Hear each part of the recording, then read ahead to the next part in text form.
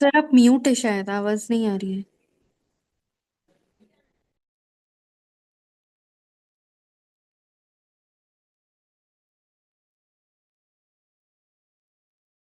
Hello. आ रही कि नहीं? हेलो। हाँ, अभी आ रही है। आ रही अभी है आ ना? रही है। तो जी। प्रथम नंबर का जो प्रश्न पत्र है उसका नाम है प्राकृत साहित्य का इतिहास। और उस प्राकृत साहित्य के इतिहास के बारे में हम जानकारी प्राप्त करेंगे कि किन किन विषय के बारे में हम जानकारी प्राप्त करेंगे और वह कौन कौन से विषय हैं। आप सभी को पहले हमने सिलेबस भेजा था, उस सिलेबस के अनुसार जो है कि पहले नंबर तो हमारा एक पहली इकाई जो इस प्रश्न पत्र की रहेगी उसका नाम है प्राकृत भाषा का इतिहास।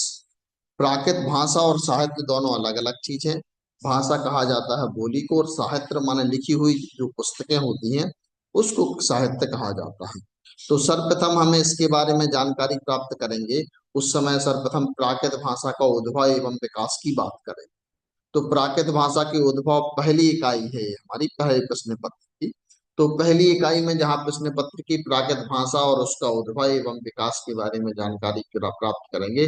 तो प्राकृत भाषा का उद्भव हम छांदस भाषा जो वेदों में प्रयोग होती है उससे मान सकते हैं, या हमारी स्वाभाविक जो भाषा है, या जैन धर्म की जो भाषा है, जैन धर्म के ग्रंथों की जो भाषा है, अशोक के अभिलेखों की जो भाषा है, उसे हम प्राकृत भाषा कह सकते हैं, और उसकी इतिहास भी इसी में करें। उद्भव, इसका उद्भव के बारे में मानते हैं कि ये भाषा हमेशा से रही है। और इस भाषा में आगे जब अशोक सम्राट अशोक के समय और सम्राट खारवेल के समय इस भाषा को मतलब राजकीय दर्जा प्राप्त था, राजभाषा के रूप में ये भाषा बोली जाती थी। फिर धीरे धीरे इस भाषा का विकास होता गया, और इस पर प्रथम शताब्दी में प्राकृत व्याकरण के कुछ अंश भरत के नाट्यशास्त्र में प्रयोग हुए। और प्रथम शताब्दी में प्राकृत लक्षण नाम से एक प्राकृत व्याकरण का ग्रंथ लिखा गया। ऐसे प्राकृत फिर प्राकृत प्रकाश पर रुचि का व्याकरण का ग्रंथ, और फिर प्राकृत व्याकरण जो आचार्य हेमचंद का ग्रंथ वो लिखा गया। ऐसे ऐसे व्याकरण भी लिखी गई और इसका साहित्य भी लिखा गया। साहित्य से दिगंबर परंपरा और श्वेतांबर परंपरा दोनों में हमें इसका साहित्य उपलब्ध होता है। फिर प्राकृत भाषा का स्वरूप क्या था, उसके स्वरूप के बारे में चर्चा की गई है कि प्राकृत भाषा का जो स्वरूप है, प्रकृति से जो उत्पन्न हुई भाषा है उसे प्राकृत कहा गया है, या स्वाभाविक जो हमारी बोलचाल की भाषा है उसे प्राकृत कहा गया है। और अभी हम इसको भाषा को प्रयोग में नहीं लाते हैं। वर्तमान की जितनी भी भाषाएं हैं जो आधुनिक भाषा हैं, उन सभी भाषाओं का विकास प्राकृत से ही हुआ है। आज वर्तमान में जो हम हिंदी बोलते हैं, तो हिंदी का पहले रूप अपभ्रंश था।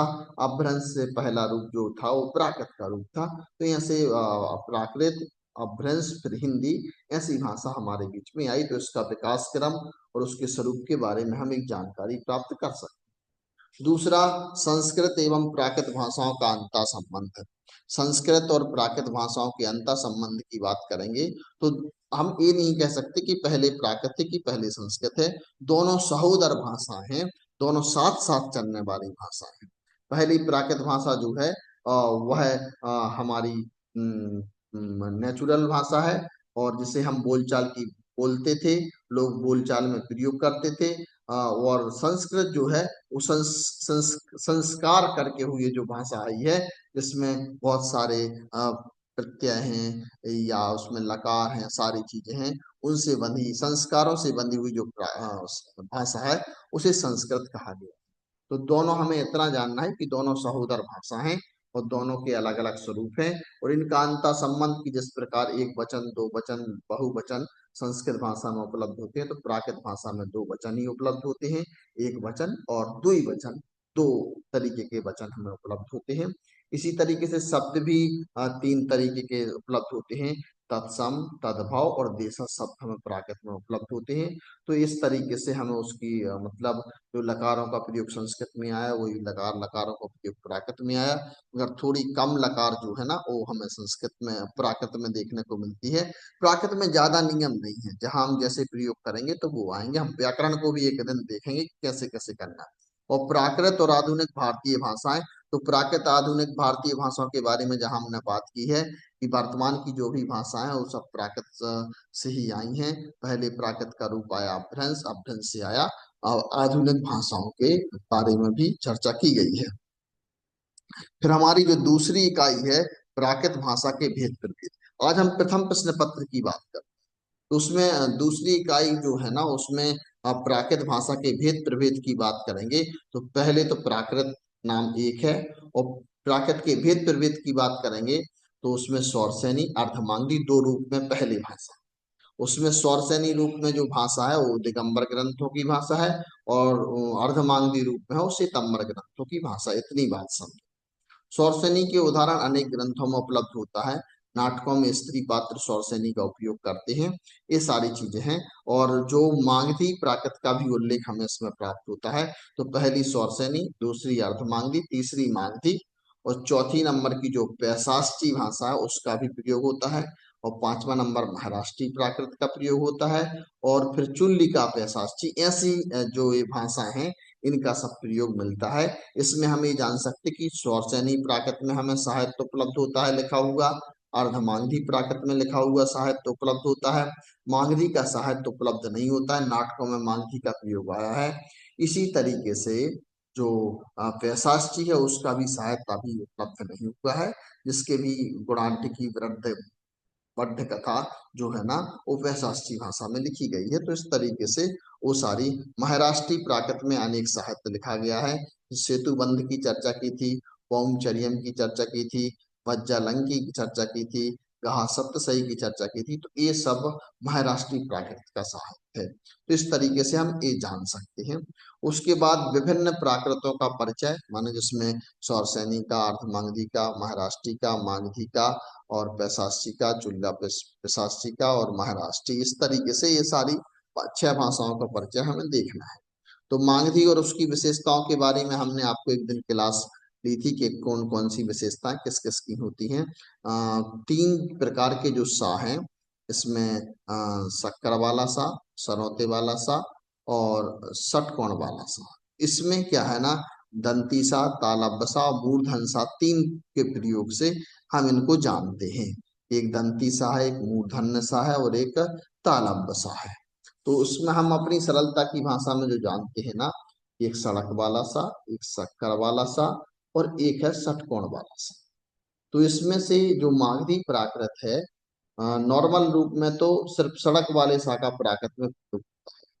और मागधी प्राकृत जो है उसमें कहीं कहीं पर मतलब शक्कर वाले सा का प्रयोग होता है। ये मागधी प्राकृत की विशेषता है। रा की जगह ला का प्रयोग होता है, वो मागधी प्राकृत की विशेषता है। ये दो विशेषताएं आपको ध्यान रखना है। ये आपका मागधी की विशेषताओं के बारे में हुआ, और इसमें एक लिखना है कि प्राकृत मागधी का प्राकृत साहित्य ज्यादा नहीं मिलता है, मागधी का प्रयोग नाटकों में होता है। इसी तरीके से फिर अर्धमागधी प्राकृत और उसकी विशेषताएं, अर्धमागधी और प्राकृत की विशेषताओं के बारे में भी हमने आपको कुछ मैटर भेजा था, उसमें आप देख सकते हैं। उसमें आप ये लिख सकते हैं कि का की जगह जहाँ गा का प्रयोग होता है वहाँ, और ओ की जगह ए की मात्रा का प्रयोग होता है। जैसे ए से शब्द लिखा है तो वो जैसे हम इसमें रामो शब्द का प्रयोग करते हैं, उसमें रामे का प्रयोग करेंगे तब वो अर्धमागधी कहलाएगी।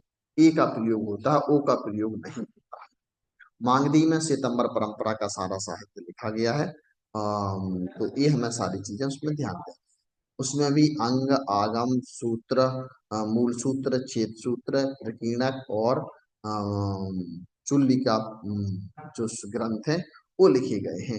तो ऐसे अर्धमागधी प्राकृत की विशेषता में उनका साहित्य है। सौरसैनी प्राकृत और उसकी विशेषताओं के बारे में हम जहाँ चर्चा करेंगे, तो सौरसैनी प्राकृत में सारे ग्रंथ हमारे सठखंडागम, कसाय पाहुड़ और आचार्य नेमिचंद जी के जितने ग्रंथ हैं वो सारे सौरसैनी प्राकृत में लिखे गए। और इसकी विशेषताओं की बात करेंगे जहाँ, तो दो नादौ स्वर सैन्यम, माने ता के स्थान पर दा का जहाँ प्रयोग होता है वो स्वर सैनी की प्रमुख विशेषता है। और इसमें होदू और होदू शब्द का प्रयोग जहाँ उपलब्ध होता है वहाँ मतलब इसकी थो थो धा, माने था की जगह पर धा का जहाँ प्रयोग होता है उसे हम उसे हम उसे हम सौरसेनी प्राकृत कहते हैं। तो इस तरीके से जहाँ उपलब्ध सौरसेनी प्राकृत की उसकी विशेषताओं के बारे में, और इसमें नाटक में जो महिला पात्र है वो सौरसेनी प्राकृत में बोलती हैं, इस तरीके से हमें अनेक लक्षण सौरसेनी। इसी तरीके से महाराष्ट्री में, महाराष्ट्री प्राकृत के बहुत सारे लक्षण हैं। प्रारंभ में जो नियम प्राकृत के बताए गए हैं, ना की जगह पर ना होना, खा खा झा झा ता धा, ऐसे जो योग हैं उनका लोप होना, वो सारी विशेषता है वो सब महाराष्ट्र की। महाराष्ट्र की बहुल्यता है प्राकृत में, व्याकरण में भी महाराष्ट्र की बहुल्यता है। तो महाराष्ट्र की विशेषता, महाराष्ट्री में सेतुबंध महाकाव्य, और पौंचर्यम महाकाव्य, वज्जालंग जो मुक्तक काव्य है वो भी लिखा गया है, कंस बहु खंड काव्य वो भी लिखा गया है। तो ये सारी रचनाएं मतलब इसमें महाराष्ट्री प्राकृत की उपलब्ध होती है। वैशाष्टी प्राकृत में गुणाढ़ की वृद्ध कथा वैशाष्टी प्राकृत में है।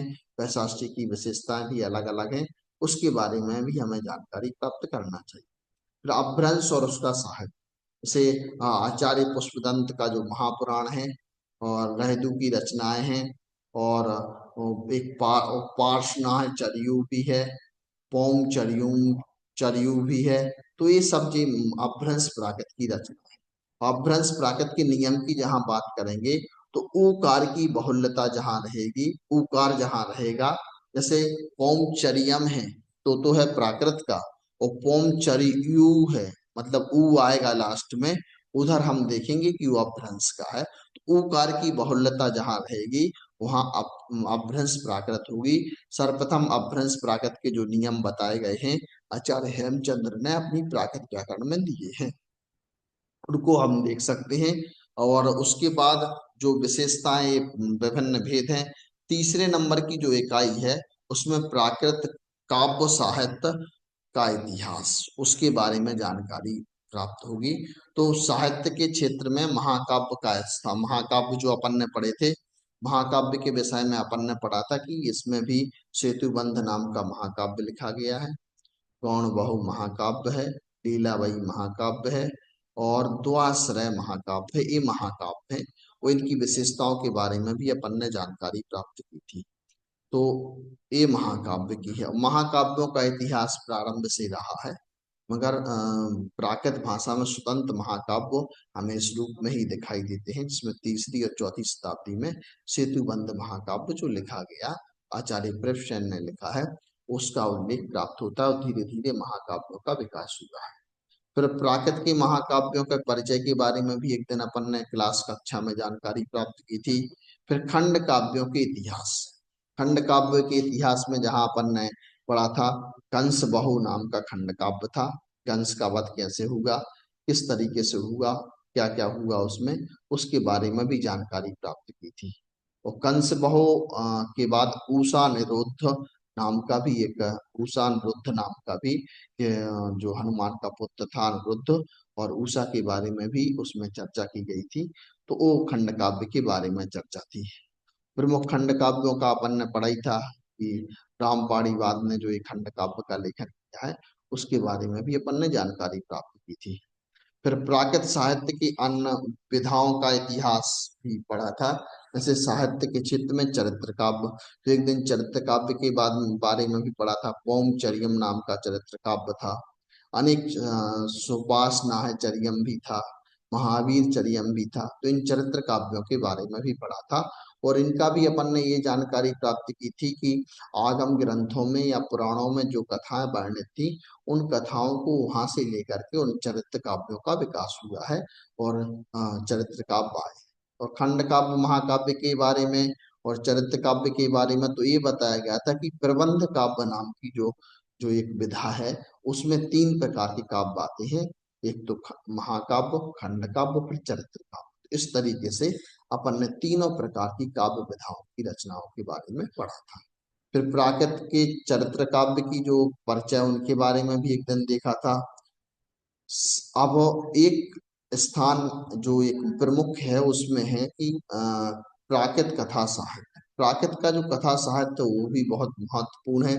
उसमें सर्वप्रथम प्राकृत का जो प्रमुख कथा साहित्य है, वैसे प्राकृत की कथाएं आगम ग्रंथों में और पुराणों में अनेक जगह दी गई हैं, उधर से भी अपन देख सकते हैं। मगर प्रमुख रूप से समराइच कहा नाम की जो एक प्राकृत ग्रंथ है, वह दो भागों में प्रकाशित है। उसके लेखक हरिभद्र सूर नाम के आचार्य हैं। तो प्राकृत कथाओं के बारे में भी हमें जानकारी वहां से प्राप्त हो सकती है।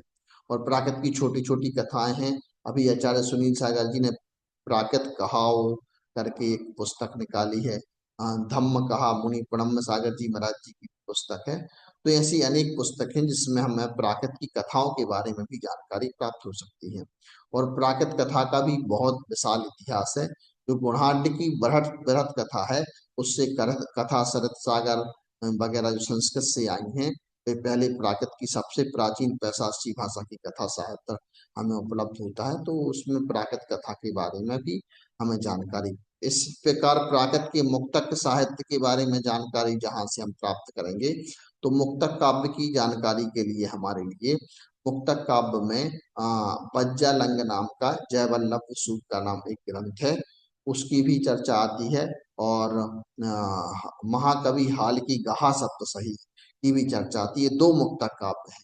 और वर्तमान के बहुत सारे मुक्तक काव्य हैं। इसमें निधि संगो सुनील सागर जी महाराज जी का है, आचार्य सुनील सागर जी का। नीति शतकम भी एक ग्रंथ है मुनि आदित्य सागर जी का, मुनि ब्रह्म सागर जी का भी है।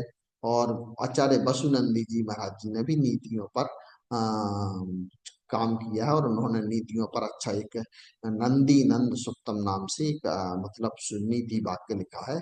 तो मुक्तक काव्य के बारे में भी, मुक्तक काव्य का बहुत विशाल है। इसमें एक इकाई में जो चौथे नंबर की इकाई है, इसमें प्राकृत की आधुनिक मुक्तक काव्य के बारे में दिया है। तो उसमें निधि शंगो का नाम भी आप ले सकते हो, निधि शंगो, ठीक है ना। नीति सुत्तम भी है एक, है ना। और नंदी नंद सुत्तम भी है। ऐसे अनेक ग्रंथ है जिसके बारे में आप उनके कवियों के परिचय के हिसाब से उसके बारे में देख सकते हो। फिर अपभ्रंश साहित्य का भी विभिन्न विधाओं का साहित्य भी है। अपभ्रंश में भी महाकाव्य लिखे गए, तो उसमें अनेक महाकाव्य हैं अपभ्रंश भाषा के। और उसमें एक महापुराण नाम से भी वो चरित्र ग्राम नारायण कुमार चरियू नाम से भी एक ग्रंथ उपलब्ध होता है, वो भी आचार्य पुष्पदंत का है। ये रहदू की भी रचनाएं उपलब्ध होती हैं। उसी वर्धमान चरियो भी एक ग्रंथ मतलब अपभ्रंश का उपलब्ध होता है। वो चरित्र काव्य कथा काव्य मुक्तक काव्य अपभ्रंश की सारी विधाओं के साहित्य का अपभ्रंश साहित्य के इतिहास नाम से एक पुस्तक है, उसको भी देख सकते हो। कुछ हमने आपको जो नोट्स दिए हैं उसमें भी इसके बारे में अनेक चर्चाएं आई हैं।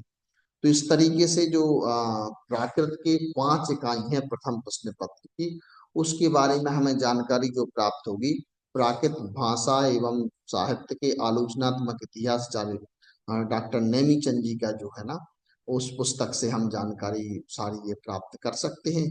और उससे देख सकते हैं, इसको एक बार पढ़ें और फिर उसमें देखेंगे कि एक प्राकृत साहित्य के इतिहास नाम से एक पुस्तक और है डॉक्टर जगदीश चंद्र जैन की, तो वो भी अच्छी पुस्तक है। और अभी वो प्रेम सुमन जी ने फ्रेंच साहित्य के इतिहास पर भी काम किया है। तो ये सारी पुस्तकें वैसे प्राकृत भाषा और साहित्य के इतिहास आलोचनात्मक इतिहास की जो डॉक्टर नेमीचंद जी की पुस्तक है, वो सबसे अच्छी पुस्तक है। और उसमें प्राकृत साहित्य के इतिहास के बारे में भी और व्याकरण के बारे में भी बहुत अच्छी अच्छी चर्चाएं आई हैं, उसको भी एक बार अपन को देखना चाहिए। और जो अभी ये जो अपन बता रहे थे प्राकृत साहित्य के बारे में, इससे सारे कई क्वेश्चन नेट में भी आएंगे। इससे हम नेट में भी देख सकते हैं कि महाकाव्य के बारे में आएगा, खंड काव्य के बारे में आएगा, चरित्र काव्य के बारे में आएगा, कथा काव्य के बारे में आएगा। तो हम उसको भी मतलब एक बार देखना चाहिए, जिससे क्या रहेगा कि अगर हम उसकी जानकारी प्राप्त करेंगे ना, तो उससे क्या रहेगा कि आगे की तैयारी भी हमारी। अभी तो हम जैसे एमए करते हैं और एमए के उसके बारे में हम जानकारी प्राप्त कर लेते हैं, मगर हमें एक कोर्स प्रयास करना है कि एमए तक ही सीमित नहीं रहना है। आगे नेट की तैयारी किस प्रकार करना है और कैसे उसके जो मतलब आंसर रहेंगे तो कैसे आएंगे, क्या होगा क्या नहीं होगा। इसमें जैसे अपन प्रथम प्रश्न पत्र की बात करेंगे, तो परीक्षा में 3 प्रकार के क्वेश्चन आएंगे। प्रथम तो क्वेश्चन रहेंगे अति लघु उत्तरीय 2 नंबर का क्वेश्चन रहेगा। तो 5 क्वेश्चन आएंगे, उसमें से 5 क्वेश्चन में से 5 ही करने पड़ेंगे। उसमें जैसे एक पूछा जाएगा कि प्राकृत भाषा का सामान्य परिचय, थोड़ा सा परिचय लिखना है। मागधी प्राकृत का परिचय, मागधी प्राकृत का क्या परिचय है, उसके बारे में भी जानकारी अभी आपको दी है। और अब पुस्तक में से भी आप देख सकती हैं। प्राकृत महाकाव्यों के नाम जैसे आपको बताया कि सेतु बंध है ना, द्व्याश्रय का महाकाव्य है, गौण बाहु है, और ऐसे ही मतलब वो आप लीलावही है, ये महाकाव्यों के नाम। मुक्तक काव्यों में से जैसे मुक्तक काव्य की भी चर्चा आएगी, तो कि मुक्तक काव्य कौन है, या मुक्तक काव्य का परिचय। तो मुक्तक काव्य में बज्जालंग नाम का मुक्तक काव्य है। जयवल्लभ सूर उसके लेखक हैं। उसके जो बज्जा में उसकी चर्चा की गई है, कई बज्जे सर्ग होते ना जैसे, ऐसी बज्जा में एक एक विषय पर एक पग उसमें दिया गया है, और उस विषय के बारे में हम चर्चा वहां से प्राप्त कर सकते हैं। और प्राकृत के चरित्र काव्यों के बारे में भी क्वेश्चन आएगा। चरित्र काव्य कौन से हैं या किस लिए लिखे गए हैं, तो इसके बारे में भी अपन एक क्लास में अभी पहले पढ़ चुके हैं। फिर उसके बाद लघु उत्तरीय प्रश्नों की भी चर्चा आएगी कि लघु उत्तरीय प्रश्न कौन कौन से हैं। उसमें सौरसैनी प्राकृत की विशेषताओं के बारे में जैसे आपसे चर्चा की जाएगी, आर्धमांग विशेषताओं के बारे में चर्चा की जाएगी। तो उसमें आपको सौरसैनी की में बताना कि नाटकों में जो शकुंतला बोलती है सौरसैनी में बोलती है। सौरसैनी में दिगंबर परंपरा के ग्रंथ लिखे गए हैं। सौरसैनी में ता की जगह दा का प्रयोग होता है। सौरसैनी प्राकृत का जो व्याकरण है, उसका उल्लेख भी आचार्य हेमचंद के प्राकृत व्याकरण में उपलब्ध होता है। वर्तमान में सौरसैनी प्राकृत व्याकरण लिखा गया, उसके लेखक डॉक्टर उदयचंद जी जैन हैं। वर्तमान में भी सौरसैनी प्राकृत पर अनेक रचनाएं लिखी जा रही हैं। सौरसैनी प्राकृत का सबसे प्रमुख ग्रंथ जो है ना, सठखंडागम ग्रंथ है। उसके बाद कसाय पहाड़ की रचना हुई है। तो ये सारी चीजें हम उसमें लिख सकते हैं कि ये विशेषताएं उपलब्ध होती हैं। था की जगह पर धा का प्रयोग होता है। थो धा, था की जगह पर धो धा का प्रयोग। एक गौण बहु महाकाव्य की कथा वस्तु क्या है, कि इस तरीके से उसका वध हुआ। ऐसे ये कथाओं से कुछ चना या साम्राज्य महा जो कथा है वो क्या है, क्या है क्या नहीं है। अपभ्रंश का उद्भव एवं विकास पर भी चर्चा की जाएगी। तो ये सारी चीजें उसके बारे में बताया जाएगा। उसके बारे में जो इसमें फर्स्ट जो इकाई रहेगा, मतलब फर्स्ट खंड रहेगा, प्रथम खंड, उसमें 5 क्वेश्चन आएंगे, 2-2 नंबर के रहेंगे, तो 5 करने। और दूसरा खंड जो रहेगा उसमें 7 क्वेश्चन आएंगे। 7 में से 5 क्वेश्चन आपको करने पड़ेंगे, और 5 क्वेश्चनों के उत्तर आपको 1 से 1.5 पेज में देना है। तो वो रहेंगे वो अलग, उसका मार्किंग अलग रहेगी। एक रहेगा 2 मार्क के फर्स्ट वाले रहेंगे, सेकंड खंड वाले जो रहेंगे वो 4 मार्क के क्वेश्चन रहेंगे। 4-4 मार्क का एक क्वेश्चन रहेगा। फिर उसके बाद दीर्घ उत्तरीय क्वेश्चन थर्ड पोर्शन में रहेंगे, माने तीसरे भाग में रहेंगे।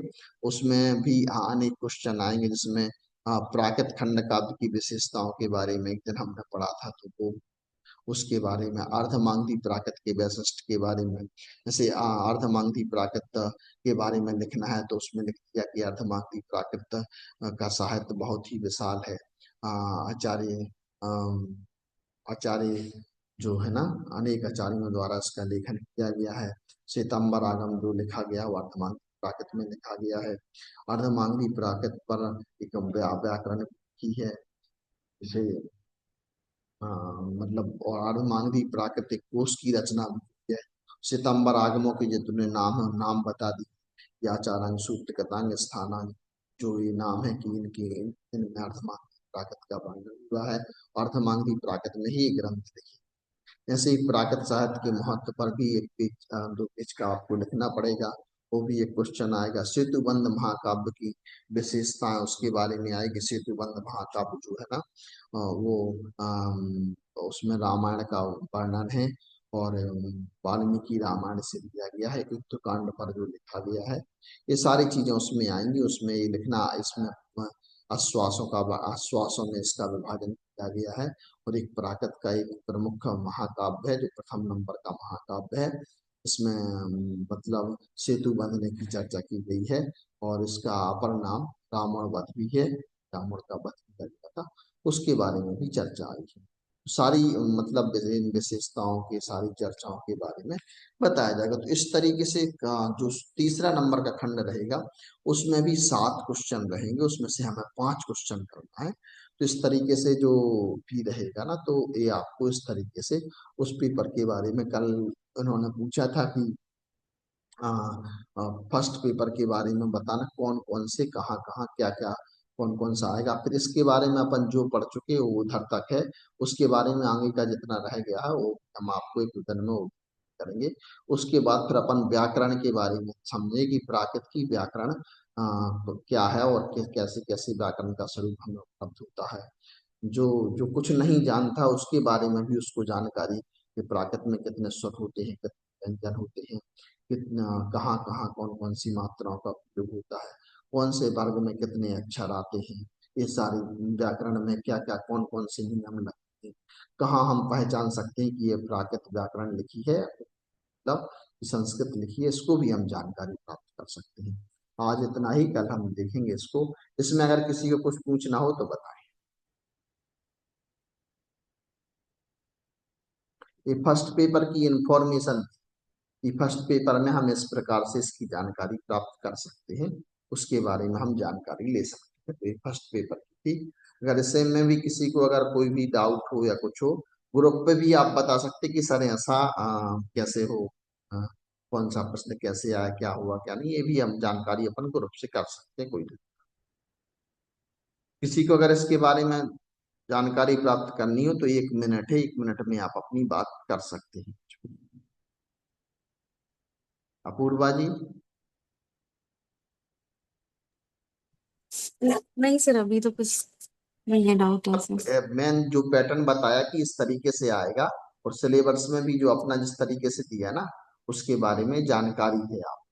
फिर आप इसको सुन लें, और सुन एक बार हम अभी वीडियो भेजेंगे इसके, सुनने के बाद भी आप एक बार और अच्छे से जानकारी करें कि कोई अगर डाउट हो किसी को तो उसके बारे में भी अपन उसमें जानकारी प्राप्त कर सकते हैं क्या क्या है। मोटा मोटा आपको और यह ध्यान में रहना चाहिए कि ये एक चीज इसमें आएगी, ये क्वेश्चन आएगा ऐसे आएगा, ये ऐसे होगा, इस तरीके से अगर वो आपको ध्यान में रहा ना तो सारी कोई दिक्कत नहीं आएगी ऐसे। और आप लोग तो वैसे जैन दर्शन पढ़ते हैं और प्राकृत भी, तो उसमें ज्यादा दिक्कत नहीं आना चाहिए से, है ना। और कोई आती भी है तो आप ग्रुप पे बता देंगे तो उसमें उसका भी सॉल्यूशन किया जा सकता है। फिर अभी अपन जो साहित्य के बारे में जानकारी पढ़ रहे हैं ना, तो इसमें इतना ज्यादा नहीं, मगर व्याकरण में अपन को थोड़ा सा अच्छा लगे, कैसे हम प्राकृत बोले, कैसे बताएं उसको, कौन कौन से स्वर होते हैं, कौन से व्यंजन होते हैं, कैसे बोलते हैं, कैसे हम पहचाने कि ये प्राकृत लिखी है कि कुछ और लिखा है। इस तरीके से तो अपन वो भी जानकारी एक दिन में करेंगे, प्राप्त करेंगे। इसकी 1-2 क्लास के बाद फिर अपन व्याकरण ही पढ़ेंगे। ठीक है ना जी। जय जिनेन्द्र सभी।